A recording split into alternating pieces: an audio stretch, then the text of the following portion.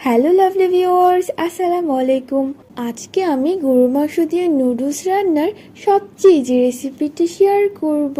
R easy recipe by Saima channel মানেই তো সবসময় সব রকমের ইজি রেসিপি। নুডলস রান্না করার জন্য আমি চুলায় একটা প্যান বসিয়ে দিলাম।